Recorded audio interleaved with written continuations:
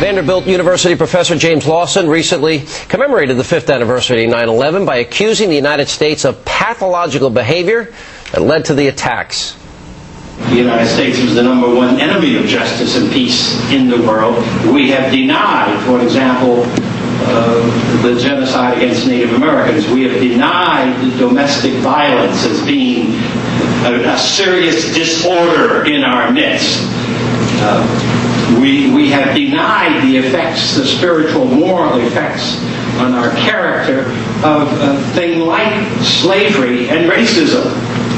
And I suggest that as a consequence, there is in the United States a kind of pathological character, spirituality, if you would, that does not allow us to accept the human race or to accept the world as it is. Joining us now is University of Minnesota professor Jim Fetzer. Jim, do you believe that the United States is an enemy of justice and peace, as suggested there? Sean, I can't believe I'd have the occasion, but you have foxed your facts again. I wasn't asked to endorse what they said. I was asked to comment on it, and in my opinion, they don't know enough about 9/11 to be able to offer thoughtful reflections. I just asked you just heard a comment. I'm just asking you a very simple question. Don't melt down on me like Bill Clinton here, whether or not you agreed with that statement. Do you think America's an enemy of justice and peace? Well, in many contexts, America has been. Our history reveals mass genocide at the origins when we slaughtered some 12 to 16 million Native Americans. Our middle history was dominated by slavery, by kidnapping, bringing hundreds of thousands of Africans to the United States against their will. So certainly a case could be made. Nobody's talking. We're talking about in the context of this being comments on the 5th anniversary of 9/11. Do you believe America is a good country and a force for good around the world?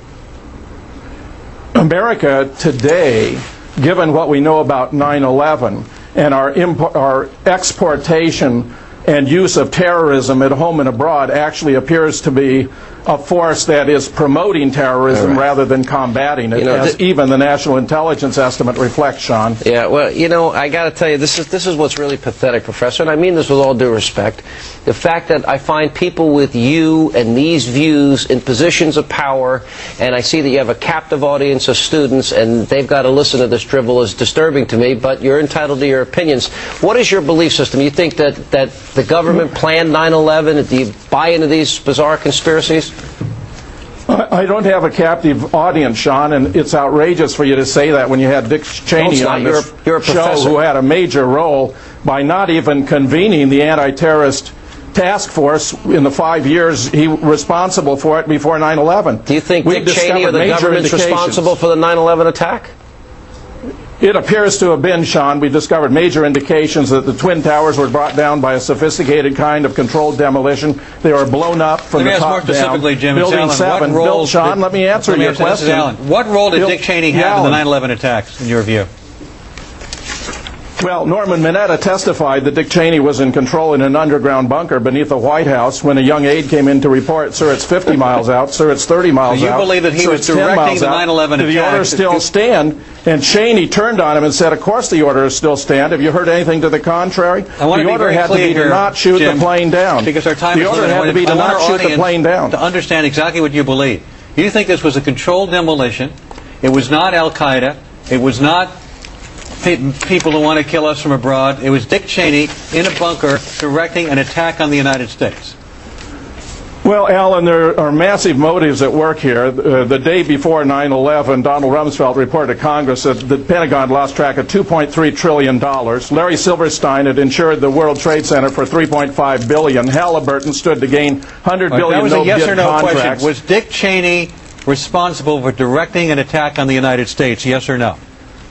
Dick Cheney had a major role here, along with Donald Rumsfeld, Condoleezza Rice, Donald Feith, Paul Wolfowitz, General Richard Myers, Rudy Wolfowitz, and Larry Silverstein. To say that these guys wanted to attack our country, in spite of the fact I don't agree with their policies, I don't agree with how they prosecuted the war on terror, but to say that they are behind it, or that they wanted to attack us and killed 3,000 Americans, is so far beyond the pale to defy credulity. Alan, the government story isn't even physically possible. It violates laws of physics and laws of engineering. You haven't even faced up that not even the NIST can explain the demolition of Building 7, which Larry Silverstein directed take place by telling a fire commander that there had been so much death and destruction, perhaps the best thing to do was to pull it. They made the decision to pull, and they watched the building come down. Last question. Dan Rather and Peter Jennings on the scene at the time said it looked just like a controlled demolition, and nothing looks more like a controlled demolition than a controlled demolition. Do you teach this theory in your class? I'm now retired, Sean, frankly. I have taught 35 years logic, critical thinking, and scientific reasoning, but I'm devoting myself full-time to these efforts because the American people deserve to know the truth about what happened to their nation on 9/11. In every single major respect, we have proven the government's report is false.